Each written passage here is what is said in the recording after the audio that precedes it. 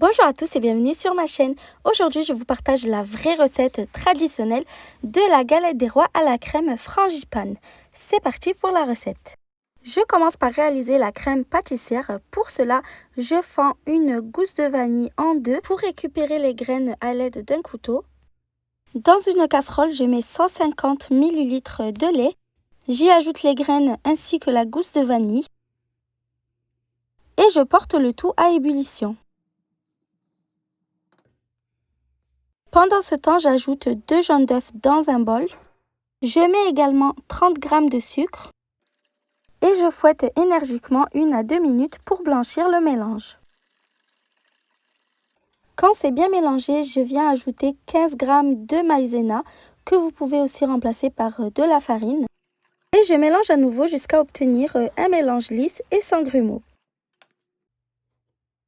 Quand le lait est bouilli, je commence par retirer la gousse de vanille. Et puis je le verse sur le mélange petit à petit en fouettant en même temps pour éviter de cuire les œufs trop vite. Pour plus d'idées de recettes, je vous invite à vous abonner à ma chaîne sans oublier d'activer la cloche de notification pour ne manquer aucune vidéo.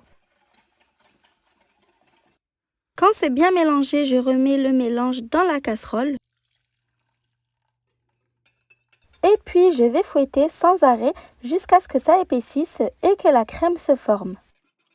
Quand la crème s'est formée, on baisse le feu et on continue à fouetter jusqu'à ce que ce soit totalement lisse. Il ne doit pas y avoir de grumeaux.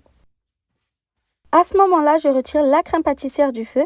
Pour plus d'onctuosité, vous pouvez mettre une noix de beurre. Je verse la crème sur du film alimentaire et je la filme au contact. Vous pouvez la mettre dans un récipient, mais en veillant bien à la filmer au contact par-dessus pour éviter qu'elle forme une croûte. Je mets la crème pâtissière au réfrigérateur 30 minutes minimum et je m'attaque à la crème d'amande puisque la frangipane c'est un mélange des deux. Je commence par mettre 100 g de beurre mou dans un récipient. Le beurre doit être sorti du réfrigérateur 2 heures avant. Je travaille le beurre en pommade. Ensuite, j'ajoute 110 g de sucre.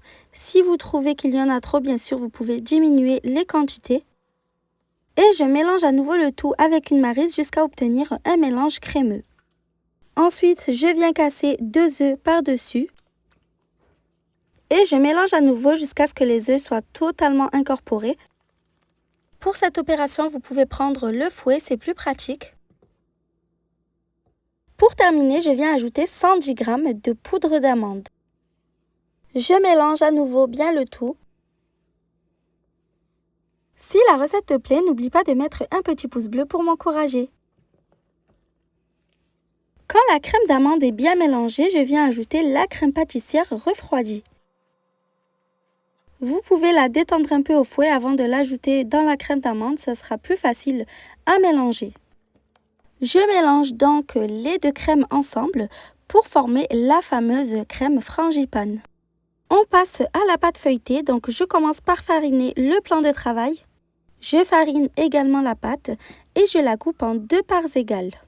Vous pouvez aller visionner ma recette de pâte feuilletée express, je vous mets le lien dans la description de la vidéo. Sinon, vous pouvez aussi utiliser 2 pâtes feuilletées du commerce, mais quand c'est fait maison, c'est toujours meilleur.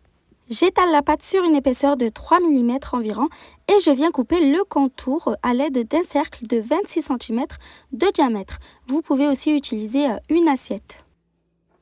Pendant que j'étale le second disque de pâte, j'ai mis l'autre au congélateur pour qu'elle reste bien froide. J'ai disposé le premier disque de pâte sur une plaque de cuisson recouverte de papier sulfurisé. Et je dépose la frangipane par-dessus en m'arrêtant à au moins 2 cm du bord. Je l'étale bien partout uniformément. Je viens imbiber les bords de la pâte avec de l'eau froide. Ça va permettre à ce que les pâtes se collent bien entre elles. Je dépose le second disque de pâte par-dessus. Je commence par mettre de légères pressions pour que les bords se collent bien. Et puis j'appuie bien sur les bords pour ne pas que la frangipane s'échappe pendant la cuisson. Je commence par décorer les bords en faisant une incision de l'extérieur vers l'intérieur tous les 2 cm à peu près. Ça va aussi aider à ce que la pâte soit bien scellée et à développer un beau feuilletage. Je fais une petite cheminée au centre pour permettre à la vapeur de s'échapper pendant la cuisson. Et ensuite, pour la décoration, vous faites comme vous le sentez. Moi, avec le côté non tranchant du couteau, j'ai réalisé de légères incisions, donc en partant du centre vers l'extérieur. Je viens appliquer une première dorure avec un œuf battu. Il ne faut surtout pas appliquer de la dorure sur les bords, sinon le feuilletage ne se développera pas et la pâte restera toute raplapla. Je fais des petits trous un peu partout, toujours pour laisser la vapeur s'échapper. Et puis je mets au frais pour 30 minutes. Après 30 minutes, je viens appliquer une seconde dorure. J'ai préchauffé le four à l'avance à 200 degrés. Je mets la galette au four et je baisse la température aussitôt à 190 degrés et je laisse cuire pendant 40 à 45 minutes. C'est totalement facultatif, mais pour apporter de la brillance, je porte à ébullition 50 g de sucre avec 50 g d'eau. À la sortie du four, la galette est bien dorée et a développé un beau feuilletage. J'applique le sirop pour la brillance, mais je le répète encore, c'est facultatif. Il faut laisser la galette totalement refroidir avant de couper des parts et de la déguster. J'espère que la recette vous a plu. Si c'est le cas, comme d'habitude, n'oubliez pas de commenter, de liker et de partager la vidéo. À bientôt!